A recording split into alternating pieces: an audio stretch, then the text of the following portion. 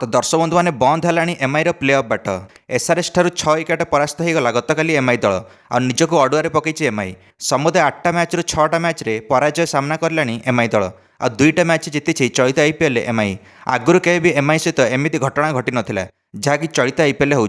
Play अफ्रे जावाई MI को 16 अंक दरकार समुदाय एमआई 4 अंक अच्छी आ 6टा मैच हाथ में अच्छी सबुजाक मैच जितले जाकि 12 अंक हम आ मिसेकी 4 अंक सहित 16 अंक हम किंतु वर्तमान स्थिति देखिक लगुना एमआई दल प्ले अफ्रे पहुँचा स्थित अच्छी ता सहित टार्गेट भी डिफेंड करें जदि 200 उपर रोचे सबू कर विफल हो एमआई दल से बॉलिंग हो कि बैटिंग हो कि फील्डिंग हो 100% दौना एमाने निजर एणिक टॉस जीतिकी बैटिंग करूँ कि टॉस जीतिकी बॉलिंग करूँ सबुथ एमआई हारी जाऊँगी तो फील्डिंग भी बिगड़े लगी एमआईर एणिक फिल्डर मैंने बहुत सारा कैच छाड़ुंट ता सहित स्ट्राइक बॉलर बुमराह को भी बहुत माड़ हो पावर प्ले से डेथ ओवर रे भी बहुत माड़ खाऊँ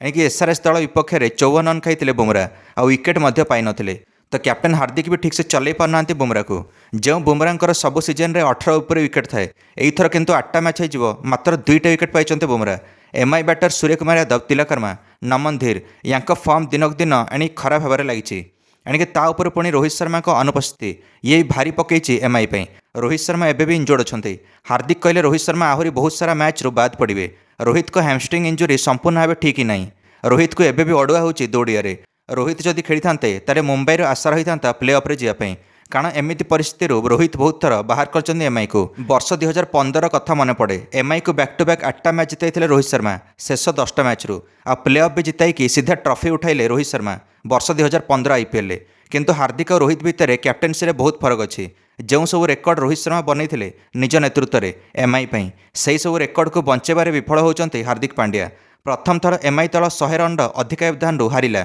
चलित आईपीएल सीएसके परास्त कला चलित आईपीएल एमआई को 103 रन व्यवधान में रोहित शर्मा कैप्टेन थिला बेले एमती केवे भी होता एणिक बाकी मैच रे एमआई भिड़िया जाऊँगी Chennai Super Kings Lucknow Super Giants एणिक Royal Challenger Bangalore Punjab Kings KKR और Rajasthan Royal Punjab Kings Rajasthan Royal और आरसीबी एमाने होचंदे टॉप 4 दल पॉइंट्स टेबल यांको हरैबा एत सहज हेनी जदि गोटे मैच एमआई हारुची ताहले नॉकआउट हम एमआई तो मुंबई इंडियंस बर्तमान नंबर 9 रे अच्छे पॉइंट्स टेबल एमआईर नेट रन रेट भी माइनस रे अच्छी एबे एमआई पे 2टा काम एक तो नंबर 9 रु नंबर 4 को जीवा सबुजाक मैच जितकी ता सहित बड़ व्यवधान जितने पड़ो अधिकांश मैच तो दर्शक बंधु मैंने आपण कौन लगुच एमआईर कमबैक हम ना आगामी मैच गुड़िक गोटे मैच हारिकी एमआईर नॉकआउट हम निश्चय मंतव्य कमेंट दे वीडियो को लाइक और चैनल को सब्सक्राइब करदे समस्त क्रिकेट अपडेट्स धन्यवाद।